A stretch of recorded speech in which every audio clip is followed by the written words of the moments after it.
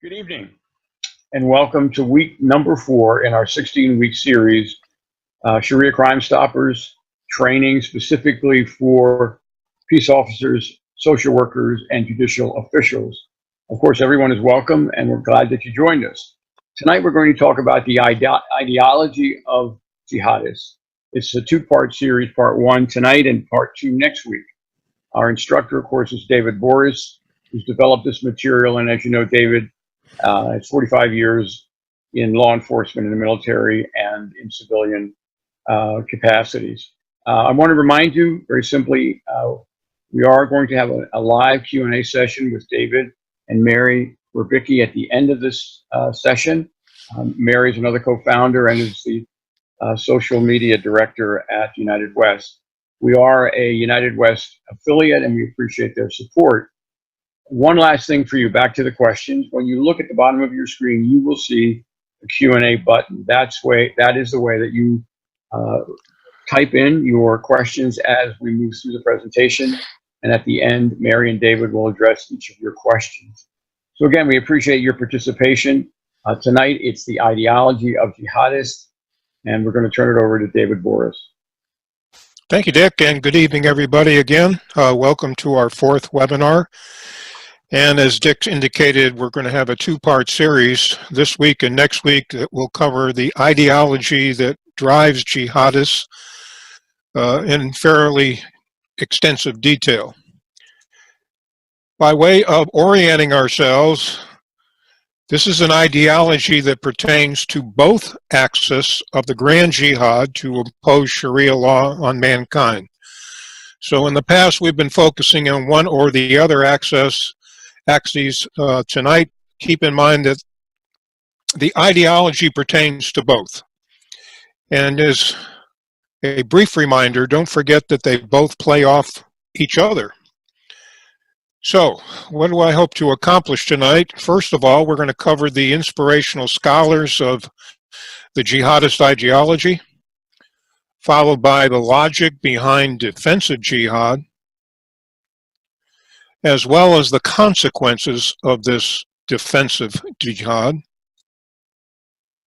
We'll address the two meanings of jihad and the current Muslim scholars have to say about it, followed by its attributes, and then we'll end up with this question for us.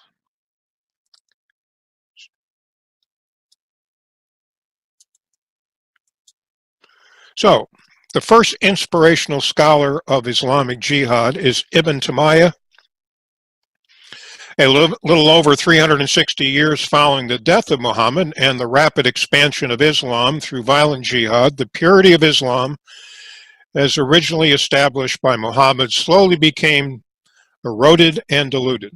Historians and scholars have attempted to answer why, but whatever the ultimate reason was, recall one of the recorded statements attributed to Muhammad to his immediate followers. You are the best generation, and by implication, those who follow won't be as true to the faith as you are. Enter Ibn Taymiyyah, who preached that Islam had become corrupted over time and that it must return to its original roots.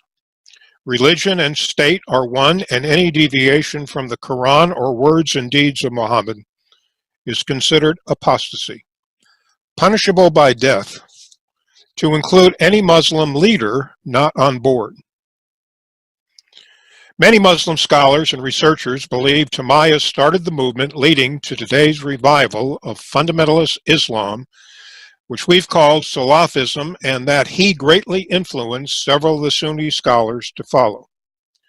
Taymiyyah even went so far as to label jihad the 6th pillar of Islam, even though Muhammad had said all pillars are permanent and that jihad goes away once Sharia becomes the governing law of mankind.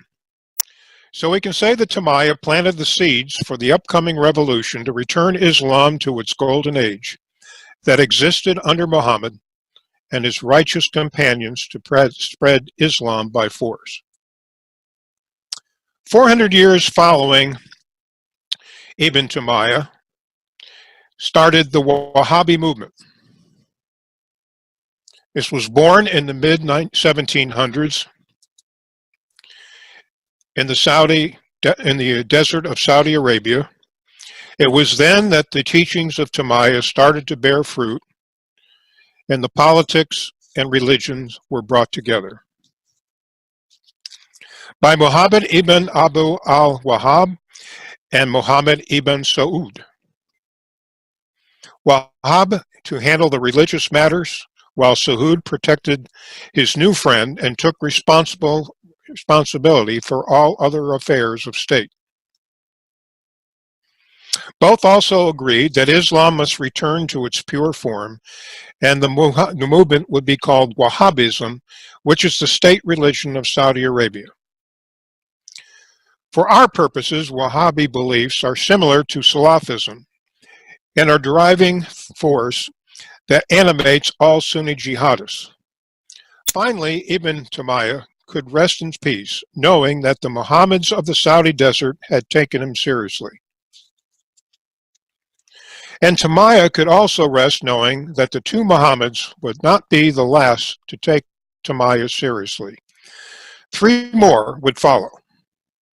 Maududi from India, Qutb from Egypt, and Azam from Pakistan. Each would promote the same theme. Islam had lost its way through corruption, disbelief, and complacency. During the late 1800s and early 1900s, Western culture began to spread and currently had worldwide appeal, but not for everyone, especially the fundamentalists like Maududi, who promoted the cleansing of Muslim culture of all things Western to include any Muslim ruler who was trying to straddle the fence between piety and decadence. If such rulers failed to enforce true Sharia, they must be killed. Maududi did not mince his words, claiming Islam is revolutionary in nature, that it seeks to dominate the world through both offensive and defensive jihad, or warfare to achieve its goals.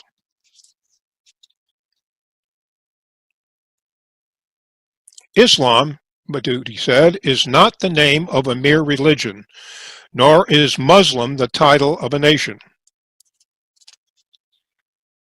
He went on to add, the truth is that Islam is a revolutionary ideology which seeks to alter the social order of the world and rebuild it in conformity with its own tenets and ideals. These are the words that inspire our jihadist enemy and that gives him the noble cause he wants to die for. Islam wishes to destroy all states, according to Maududi, opposed to the ideology of Islam. The objective of Islamic Jihad is to establish an Islamic system of state rule. All obstacles that stand in the way must be destroyed. Maududi would eventually leave India for Pakistan, where he established the Jamaat al-Islami party. Another recognized Islamic scholar who promoted the theme that Islam had lost its way and must return to its original roots is Qutb. Qutb was from Egypt. When he came to America to learn about American education techniques, following a visit to Greeley, Colorado, Qutb became upset with the intermingling of the sexes at a church-sponsored dance and their decadent lifestyle. He immediately returned to Egypt and joined the Muslim Brotherhood. Qutb compared the current beliefs of Islam in the early 1950s with the period of disbelief that existed prior to its founding by Muhammad in 610. And like the other purists before him, Qutb said it was okay to attack Muslims who did not subscribe to fundamentalist dogma. Qutb's importance to the revival movement should not be underestimated. He is an icon in the hearts and minds of jihadists worldwide, both Sunni and Shia alike. Just one of his statements, "The struggle is permanent between truth and falsehood, and jihad for freedom cannot cease." Note how he advances what we've seen others say. Freedom will be realized once jihad is victorious. We fast forward to more recent history and the influence of Abdullah Azzam. Jihadists answered Azzam's call, coming from all over the world to fight the Soviets in Afghanistan. Azzam, like so many others, was a student of Qutb and mentored Osama bin Laden, and demonstrated that Sunni and Shia Muslims could set aside their differences, fight together if the cause was right.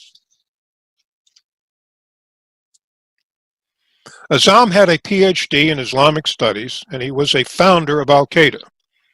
He said every Muslim on earth should unsheath his sword and fight to liberate Palestine. The jihad is not limited to Afghanistan. Jihad means fighting. You must fight in any place you can get. Whenever jihad is mentioned in the Holy Book, it means the obligation to fight. Note again this last sentence in his statement. Jihad in the Quran means an obligation to fight. Azzam had a lot to say about death. The Ummah is dependent on the blood of its martyrs, and its history is written in the ink of the scholar and the blood of the martyr. Honor and respect cannot be established except on the foundation of cripples and corpses. Indeed, those who think they can change societies without blood, sacrifices, and invalids do not understand the essence of this din or Islam.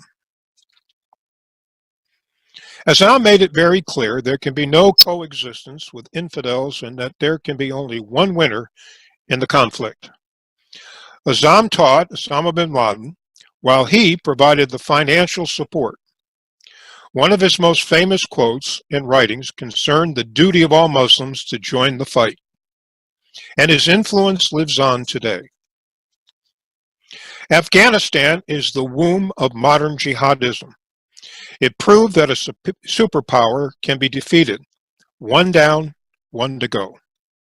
Following Azzam's death, Osama bin Laden took over Al-Qaeda in 1989 and promptly went global by using the World Wide Web for recruitment and communications with his followers. So the legend of the Afghan warrior was born, greatly influenced by Tumayyah, Wahab, Madudi, Qutb, and finally Azzam. All promoted jihad by the sword. None claimed it was an inner struggle over temptation, but rather it represents a holy struggle for Allah, and any other meaning does not conform with the Quran or with what Muhammad did. Al-Zawahiri is the current leader of Al-Qaeda and was the principal ideologue under Osama bin Laden. The word knights refers to the jihadist fight against apostates and non-Muslims. The 9/11 attack was designed to awaken Muslims to join the fundamentalist movement, to bring Islam back to its roots, and to reclaim its golden age. That's why the 9/11 attack, or phase 1 in the Al-Qaeda's grand strategy for ultimate victory, is called the awakening. Part of the awakening involves convincing Muslims that they have a duty to protect or defend Islam. Let's now look at the logic used to promote this idea of defensive jihad. All of the fundamentalist scholars have been very clear that they're just as concerned with non-Muslims who reject true, pure Orthodox Islam as they are with Muslims who reject fundamentalist beliefs. And the fundamentalists believe that all who disagree with them are hostile to and thus attacking true Islam and also true believers. Therefore, those who are attacking are the enemies of Islam. Whether you're a Muslim or non-Muslim, it doesn't matter. Either you get in step with the fundamentalists or face the consequences. Thus, fundamentalists who are fighting the attackers, Muslims or non-Muslims, are really defending Islam. The fundamentalists also know that the Quran and Muhammad both say when Islam is under attack, it becomes an individual duty for each Muslim to defend Islam. and this individual duty extends to all Muslims. Some of you are probably wondering, what difference does the label of defensive jihad make? Jihad is jihad, especially if you're on the receiving end of it. Well, true, but your enemy is a stickler for following the rules of Islam by the letter. He knows that offensive jihad must first be declared by a caliph or supreme Muslim ruler. But there is none today that is universally recognized. Thus, we're left with defensive jihad that does not have to be declared before Muslims are obligated to act. The fundamentalists know their rule book and know, too, that they must convince their followers that Islam is under attack. The notion that Islam is under attack has been promoted by the fundamentalists in their sales pitch to recruit their followers and to convince gullible non-Muslims that the followers of Muhammad have been unfairly victimized by the West. They claim the West hates Islam and Muslims. The West is in continuous war against Islam, and of course they have a right to protect themselves. Unfortunately, the sales pitch is working, even in some of our classrooms. On August 23rd of this year, news reports appeared about a Forsyth County, Georgia high school teacher who was promoting fundamentalist propaganda and sanitizing the historical record of 9/11 by telling her students, "We got what we deserved." And another similar report on September 15th of a teacher at Glen Meadow Middle School in New Jersey leading students in an exercise to take pity on Osama bin Laden. These are just some of the consequences of the sales pitch for defensive jihad and how the victims of Islamic terror are transformed into the aggressors. It also shows how many misinformed people we have in positions of authority and influence and how they are aiding and abetting the enemy in his declared war against America. And the outrage continues at the new Newton School later as the new school year later unfolds. This example reported on September 21st about a defiant teacher who makes no attempt to disguise his loyalties. We now face a sales pitch based upon defensive jihad that is being promoted in the classroom. However, there's one more issue to consider. The West also has a different viewpoint of peace from the fundamentalists. For those of us in the West, we believe in the absence of conflict and peaceful coexistence with friend and foe alike. For the fundamentalists give no quarter to those who they consider their enemies. The mere existence of those who don't follow the fundamentalists equals conflict. As we'll see later, Sayyid Qutb said, all obstacles to Islam must be removed through jihad. And before he died, Muhammad himself first warned non-Muslim kings before he attacked, submit to Islam and have peace. Of course, the other side of his warning was clear. If you don't submit, you die. For more information about the use of jihad against Christians and Jews, I strongly recommend Rabin Ibrahim's recently released book, The Sword and the Scimitar. It is a masterful accounting of 8 key battles that turned the tide of history and clearly shows why the sales pitch is totally wrong.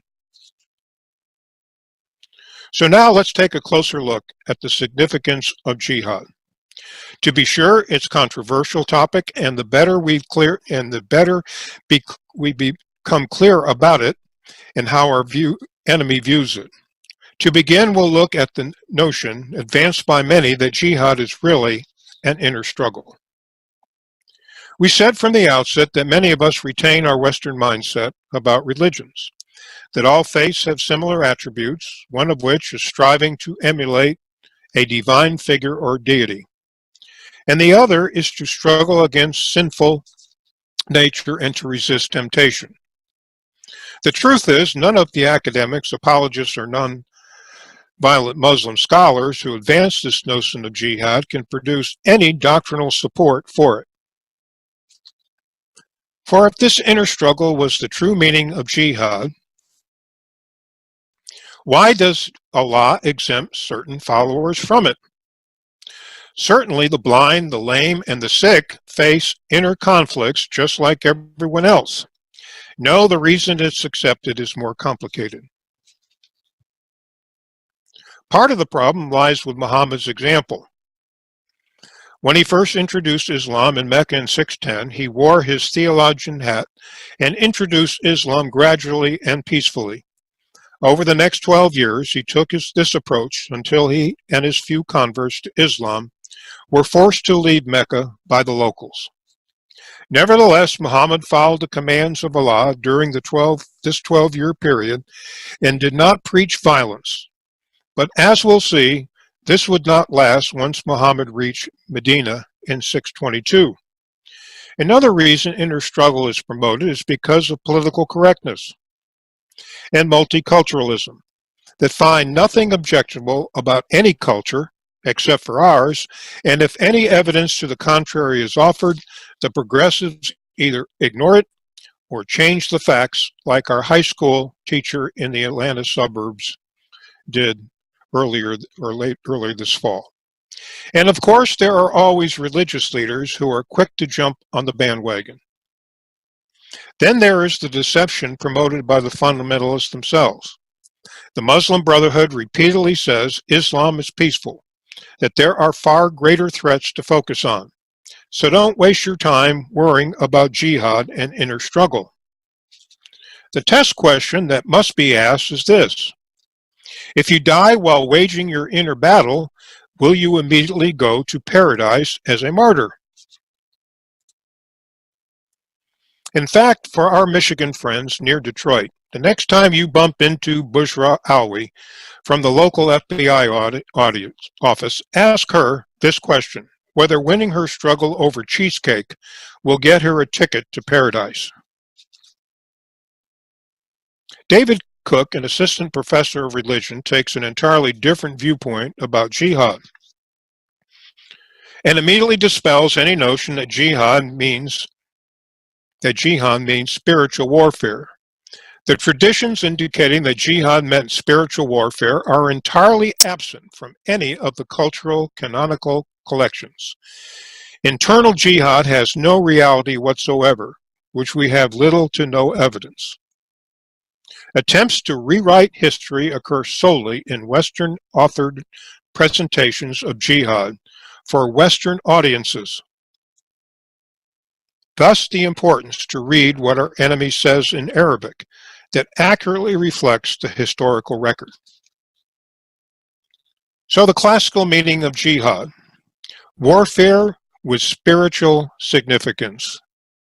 From the Encyclopedia of Islam, according to general doctrine and historical tradition, jihad consists of military action to expand Islam. And from the Reliance of the Traveler, jihad means to war against non-Muslims and is derived from the word muhad, signifying warfare to establish the religion.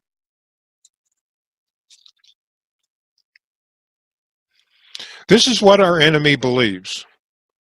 Self-sacrifice or martyrdom equates to ecstasy, to be overpowered with emotion, through the pleasure of murdering apostates, non-believers, and unarmed civilians. Fighting for the cause to promote Islam, all for the good of the noble cause to advance Islam by force and to defend it when necessary. By following the example of Muhammad, who exchanged his theological hat he wore in Mecca for his warrior headdress he took up in Medina, who personally fought in numerous battles. Followed by his immediate righteous companions who launched the second jihad to conquer mostly Christians living in northern Africa, Spain, and the Middle East, and then on to India, all by 749. David Cook underscores the importance of jihad to Islamic history. Islam has become the majority faith only through conquest. We forget that at the time of Muhammad, much, if not most, of the Middle East was Christian. Jihad is only noble when it's used to advance the cause of Islam, not for personal gain. Just like Muhammad's example during the first jihad to conquer Arabia for Allah and the second jihad to spread Islam by force. The worldview of the fundamentalists is quite simple. You either reside in the house of Islam governed by Sharia law, or you're in the house of war, the Dar el-Harb, where you have three choices: convert to Islam, submit to Sharia rule, or die.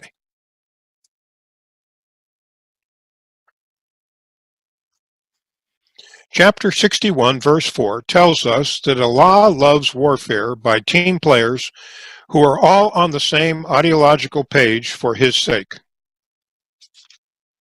And the Sunni schools are all in lockstep about this definition of jihad.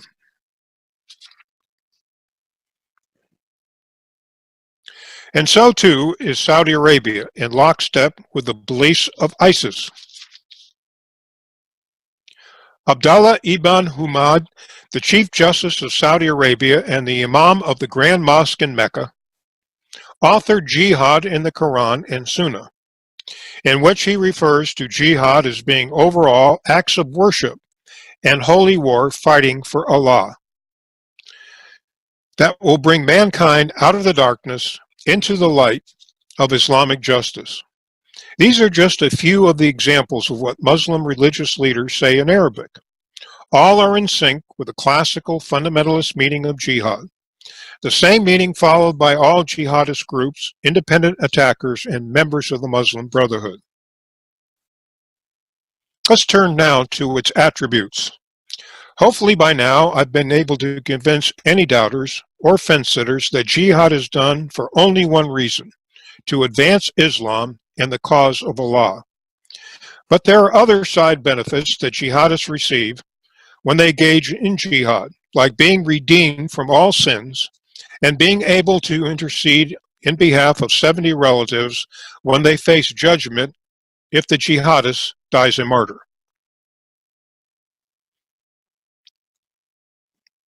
Then there's paradise for martyrs, for which there is great anticipation and willingness to die for Allah. Muhammad's promise to his warriors: voluptuous women designed exclusively for sexual gratification, and all 72 are virgins. And the promise from Allah himself: the virgins will be of equal age with the martyr, voluptuous in appearance. For Muhammad's foot soldiers, this is what win-win, no-risk warfare looks like. And it is just as attractive to today's jihadists as it was to jihadists 1,400 years ago. So many choices: the combined benefits of martyrdom, past sins forgiven, and immediate entry into paradise for the martyr, along with 70 of his family and cosmic sex forever. But wait, there is one pre-existing condition: all of the jihadists' debts must be paid off before death. As we'll see during the webinar on radicalization, this is a key indicator someone is about to go operational and engage in violent jihad. To qualify for martyrdom, a jihadist must be debt-free at the time of his death. Chapter 2, verse 216 is further emphasis from Allah that fighting for Him is mandatory, even though you might not like it, but in the long run, it will be good for you.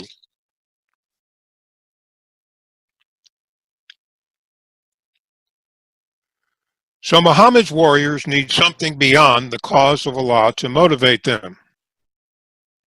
The enticement of a celestial brothel where no money is required remains a mythical motivator for jihadists today, as it always has.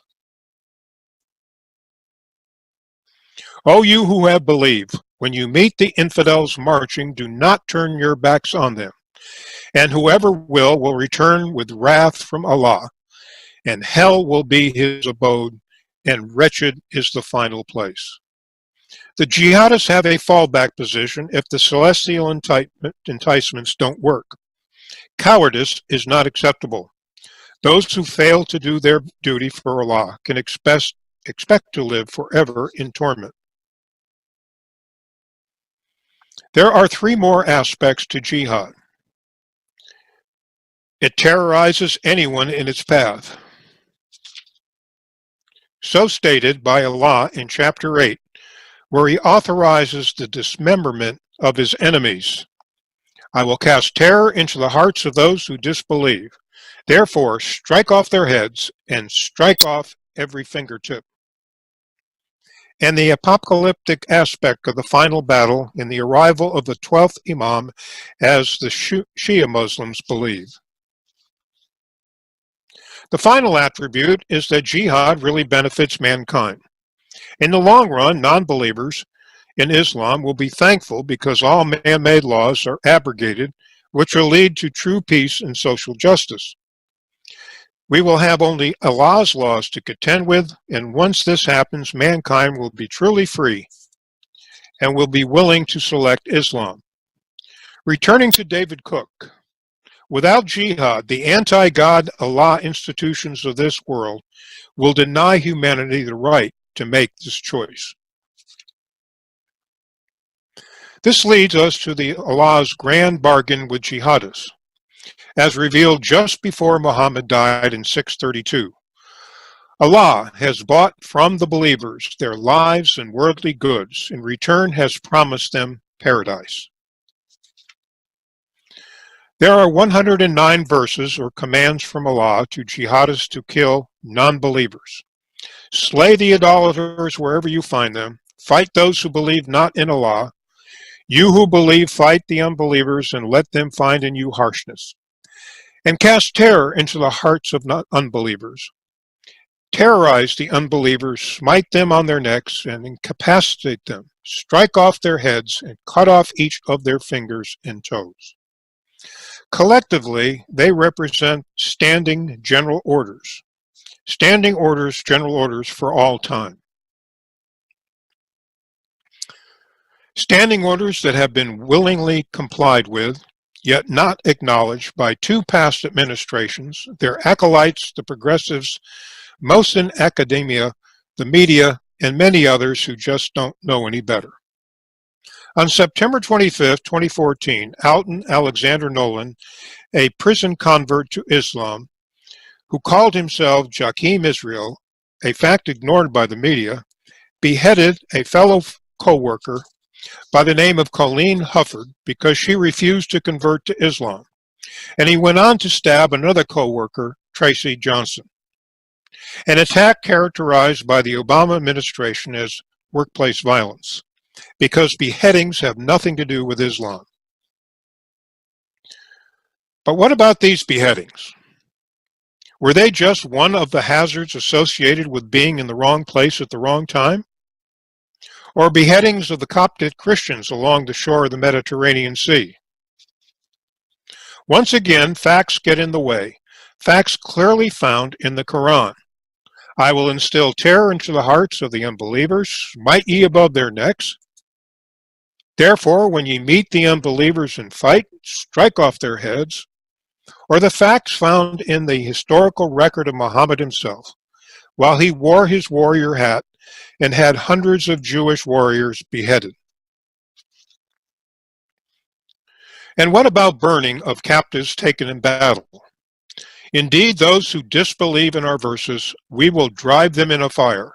Every time their skins are roasted through, we will replace them with other skins so they may taste the punishment. In this case, a Muslim pilot captured by ISIS, or two Turkish soldiers burned to death by ISIS, or ISIS prisoners captured in Mosul. Returning to the Quran, Allah is the enemy of the unbelievers.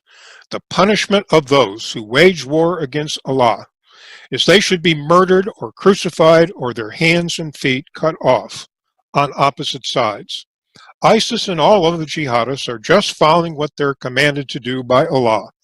Yet we're told Islam has nothing to do with beheadings, immolations, disfigurements, or crucifixions.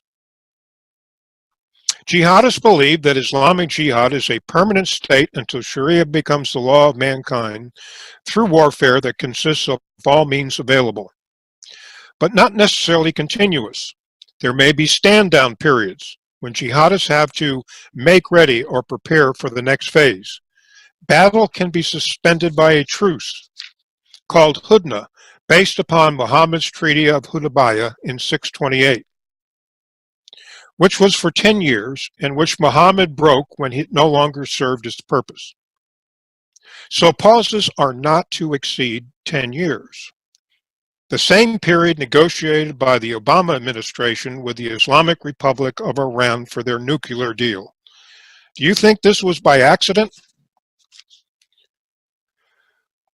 One of the big perks offered to Muhammad and to jihadists was they could divide up the spoils of war as long as Muhammad received the first 20%. And what about sex slaves? What about sex slaves? ISIS went to considerable lengths to justify their acquisition of non-Muslim women for sexual purposes. And where did they find their justification? And married women are forbidden except all that your right hand possesses. And those who are keeping their private parts except from their wives or what their right hand possesses. The right hand is a Muslim's public hand, and a jihadist can take as many sex slaves with it as he wants. This verse is Allah's words just to Muhammad. O you prophet, surely we have made it lawful for you to slave girls with whom Allah has granted to you as booty, that there be no shame on your part. So the examples.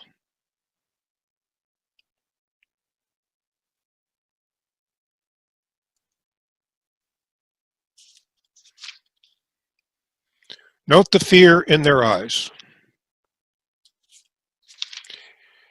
And age is of no consequence. Very young. And from the United States, Kayla Mueller was thought to have been the personal sex slave of the leader of ISIS. With all this information, the useful idiots abound. This is not the only mistake John McCain has made concerning this battle. I'll return to him in a future webinar when we talk about the Muslim Brotherhood. And what about our Pope? Pope Francis faces Mecca and prays at the mosque, calls for Europe to open borders to Muslims, and says it's wrong to equate Islam with violence. And then there's John Brennan. Al-Qaeda has hijacked Islam. They have really distorted the teachings of Muhammad. Remember, John Brennan was one of the Obama officials who directed the purge of all federal training about Islam before he became head of the CIA. The same John Brennan who has accused Trump of treason. And then there's Trump's former National Security Advisor, General H.R. McMaster, who claims ISIS has perverted Islam. My opinion is, so what? So what if jihadists have misinterpreted, mischaracterized, or totally changed Islam?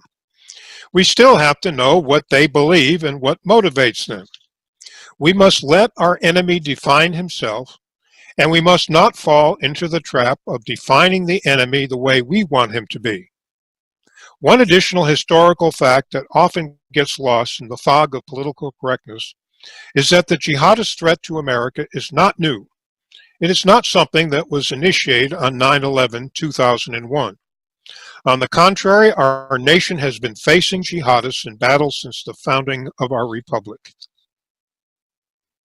What did our forefathers learn about jihadists that might help us today?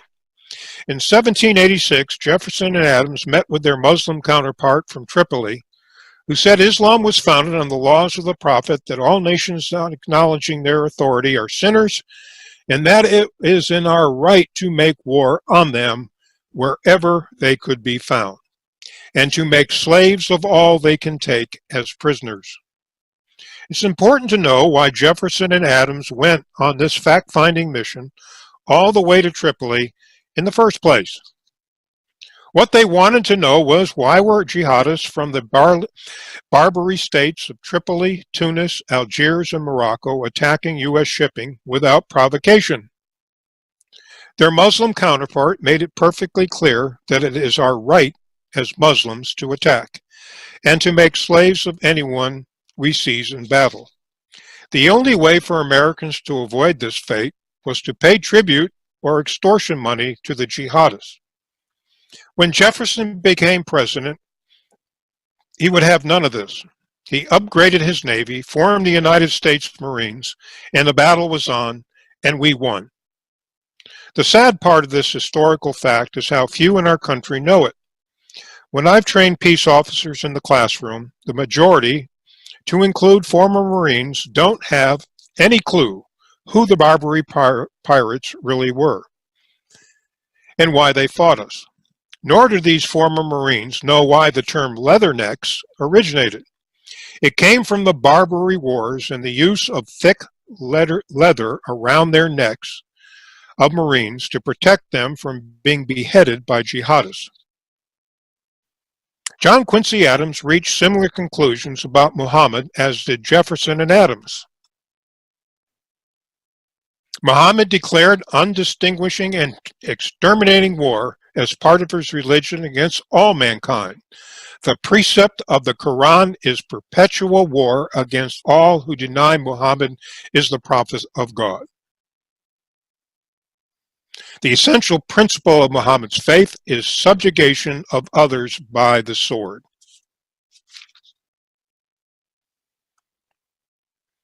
So their conclusions. It is the mainstream doctrine of Sharia that constitutes the threat to the U.S. Constitution. The threat to the U.S. Constitution that we still face today. The same for Alexis de Tocqueville. I came away from the study with the conviction that there have been few religions in the world as deadly to men as that of Muhammad. The words superimposed on de Tocqueville's picture are enlightening. Quote, the violent tendencies of the Quran are so striking that I cannot understand how any man with good sense could miss them. He made this observation in 1838. Fast forward to World War II. According to Winston Churchill, who clearly had high admiration for the bravery of Muslim soldiers who fought the Germans for the Queen, but nonetheless had little use for the ideology of Islam. So before we end tonight's webinar, let's briefly review the historical record of Islam. As I have said previously, Islam was born in a cave outside Mecca where Muhammad received his first revelations from Allah. For a 12-year period, while Muhammad stayed and preached in Mecca, he received revelations comprising 86 of the eventual 114 chapters of the Quran. All were peaceful and tolerant of the locals, who were either Christians, Jews, or pagans. Then in 622, the locals got fed up with Muhammad's teachings and attempts to convert them. So they told Muhammad and his followers to leave Mecca, which they did, and settled in Medina.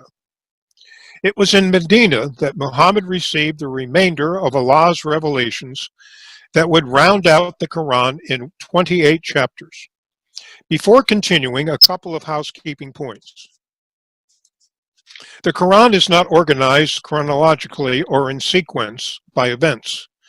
Rather, with the exception of chapter 1, the remaining chapters are ordered by size, with the largest at the front, followed by the smaller ones toward the rear. The next point is that 622 is a year of such significance to Islam that is considered as the first year on their lunar calendar. Why? Because this is the year when Islam finally became Islam, when the final version became locked in stone forever. So the transformation of Islam into its true self started in 622, when Muhammad continued to receive revelations, but then the tone changed. No more peaceful verses, no more coexistence, with attempts to gain followers through conversion. But what about all those peaceful verses revealed to Muhammad in Mecca? Through the doctrine of abrogation, all were made null and void by the violent verses received later in Medina. Chapter 2, the revelations first received in Medina clearly show the gloves are off. Fight the non-believers until there is no more discord and the religion of Allah reigns supreme. And there are dozens more, all abrogating the peaceful verses revealed in Mecca. We'll take a closer look at abrogation and its significance in the next webinar. Muhammad took his marching orders seriously, raiding caravans to raise money for his new army, and finally launching his first full-scale battle in 624 against a stronger foe that the jihadists won, proving Allah was on their side. It was during the Battle of Badr that Muhammad revealed the concept of martyrdom to his warriors, and where he demonstrated he was not your typical tribal leader by limiting himself to only 20% of the spoils rather than the traditional 50% his tribal predecessors took. At the Battle of the Trench, Muhammad directed the beheading of his Jewish opponents after they surrendered, beheadings that were conducted in front of the Jewish family members. In 628 came the treaty that we covered previously. The Battle of Khyber in 628, Muhammad said it was okay to torture prisoners, and that captured women who were married were automatically divorced and thus available to Muhammad's warriors for sex. Muhammad returned to his childhood home of Mecca in 630 and gave his residents three choices: convert, submit, or die. By the time Muhammad died in 632, the first jihad to conquer Arabia and to establish a base for future operations was complete. But not before the chapters on war were finally revealed. Chapter 9, verse 5, the famous verse of the sword, then fight and slay the pagans wherever you find them, and seize them, beleaguer them, and lie in wait for them in every stratagem of war. And verse 29, fight those who believe not in Allah nor acknowledge the religion of truth. Just two examples of the 109 verses calling for violence against non-believers. As for chapter 9, the last chapter to be revealed, some believe is an ultimatum. Our jihadist enemy believes every word revealed to Muhammad that calls for violence and battle against non-Muslims. But this is not all he believes. We will learn more next week. The key points that we'll look at: the cycle of Hijrah or the pilgrimage, the two worldviews of the fundamentalists, their views of Christians and Jews, their treatment of apostates, the three periods of jihad in Islamic history. We'll continue our look at the doctrine of abrogation, followed by the various tools of deception, and then we'll take a look at a case study of Nidal Hassan from Fort Hood and whether or not we learned anything from it. This concludes our fourth webinar. I'll now turn to Mary, who will handle your questions and comments. On that. So we're going to do the Q&A. Good information, David. Thank you again for another riveting, if that's a good word for it. It's almost information that is quite frightening, but educational, that needs to be done. So let's go into the Q&A. And Donna is asking, you mentioned while Muhammad was in Mecca, Islam was peaceful, and Medina is when Muhammad became the warlord and began violence to convert people. Are you saying that the Muslims you call fundamentalists are all following Medina criterion for Islam, and the non-fundamentalists are following the Meccan criterion? But doesn't Islam require them to follow all of Allah's messages as laid out by Muhammad? So how can we trust any Muslim? Well, that's a complex question, but first of all, the fundamentalists do follow the Quran by the letter, and especially those verses that were abrogated when Muhammad went to Medina. Those verses that became null and void as a result of Muhammad being in Medina, they do not follow. So the fundamentalists are on board with the literal word of the Quran.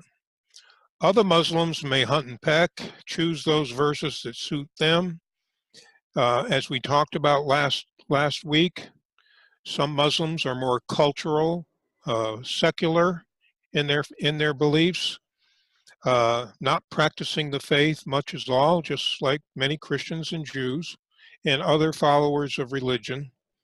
So you have to be careful not to paint all Muslims with a broad brush.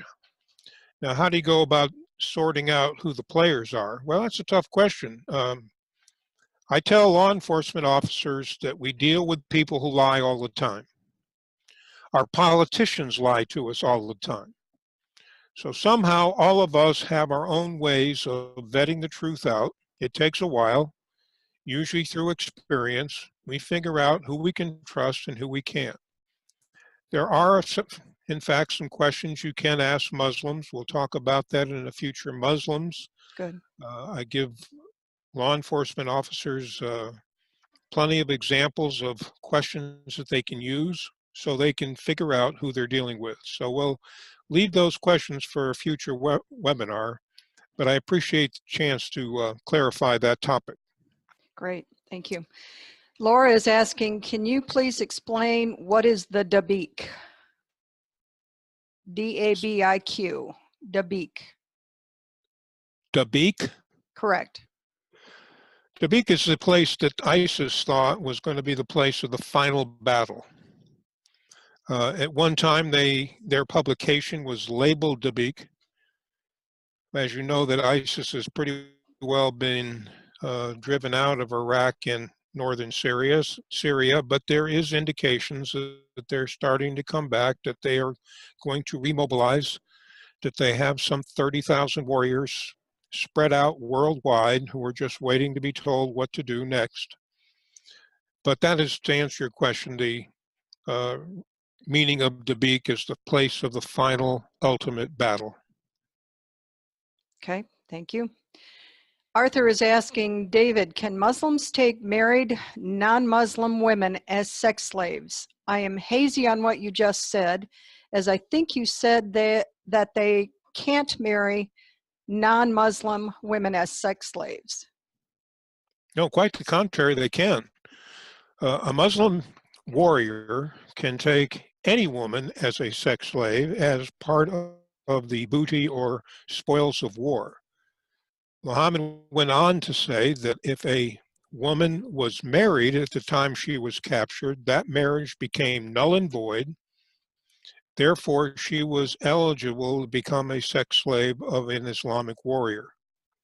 So the spoils of war for the warriors are virtually limitless up to what their right hand can possess. Okay, we've got a question from Carl. Where can I get John Quincy Adams' thesis about Islam? I have seen the quotes you mentioned in the slide from Center for Security Policy in their report, Sharia, the Threat to America. So say the question again, please, Mary. Sure. Where can I get John Quincy Adams' thesis about Islam? Carl has seen the quotes that are mentioned in your presentation and from Center for Security Policy's Sharia, the Threat to America. Well, I got them by Googling them, but if he wants to send us a quick email, I will send him what I have. Okay, Carl, send us an email to the spearpoint911@shariacrimestoppers.org and we will get you the details. Okay, and we've got one from Alex.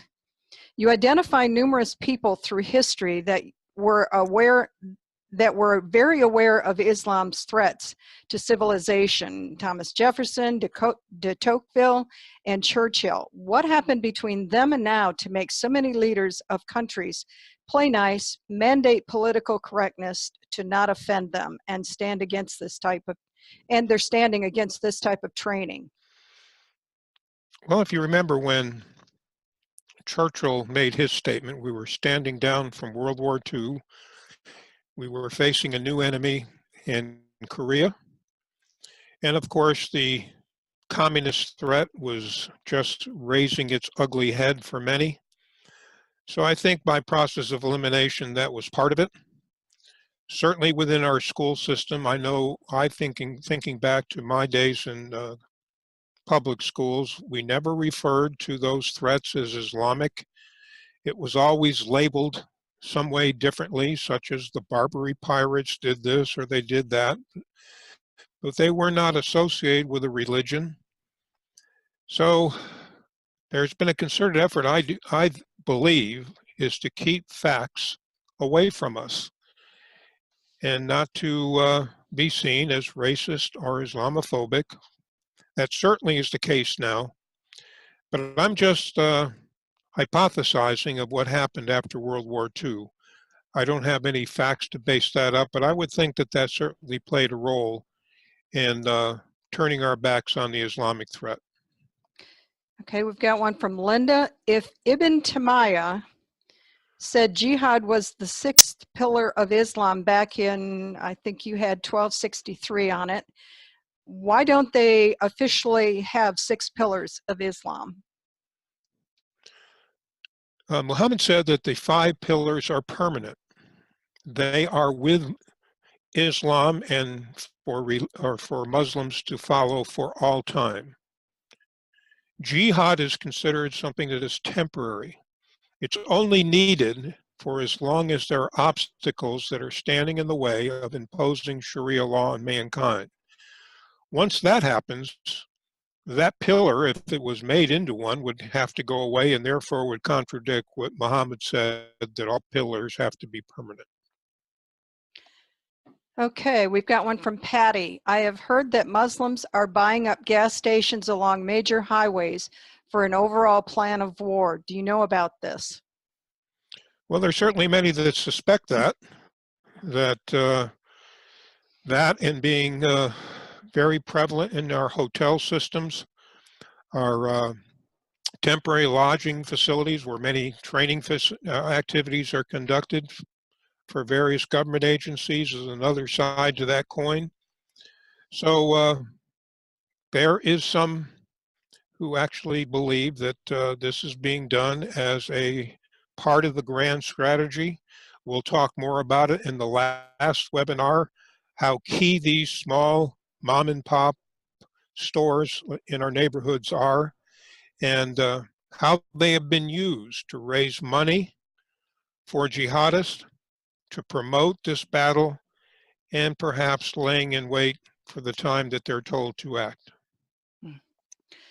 We're going to take this last question from Karen.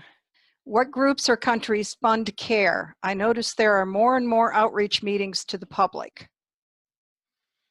What groups fund CARE? What groups or countries fund CARE? Well, Saudi Arabia comes to mind. Qatar is another. The money gets laundered, it gets passed through, and plus there are any number of activities here in this country that help work their way into CARE's coffers. They have a very large fundraising mechanism to raise money for themselves. Their money is virtually limited to the Muslim Brotherhood and to its subsidiaries. So it comes from a variety of sources. But rest assured, they're not going to run out anytime soon. Okay, that's going to be our last question. And tonight, Dick is not able to join us. So I'm going to be doing the closing. Thanks, David, for some great answers on those questions. Thank you, everybody, for attending. All right. We thank everyone who has joined us tonight and throughout the series so far. Next week, David will cover Jihadist Ideology, Part 2.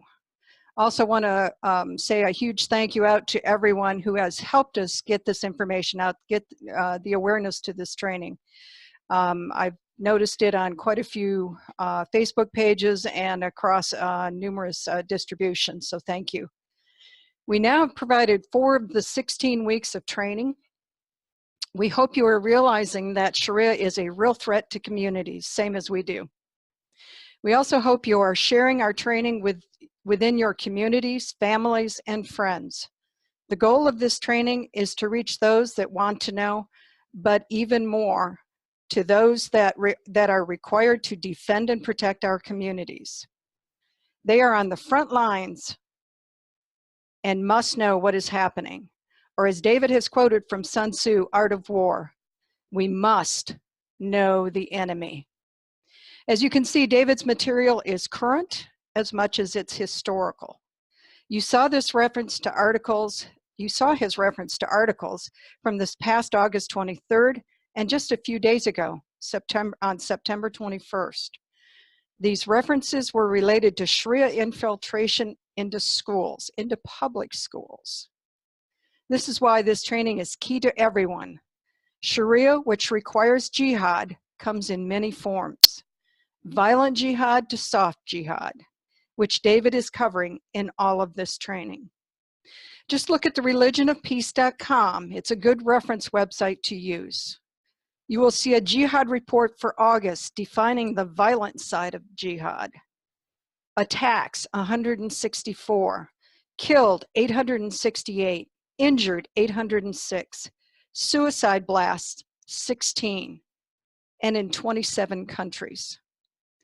There are 3,200 mosques across America, as you've heard us say, and more being built.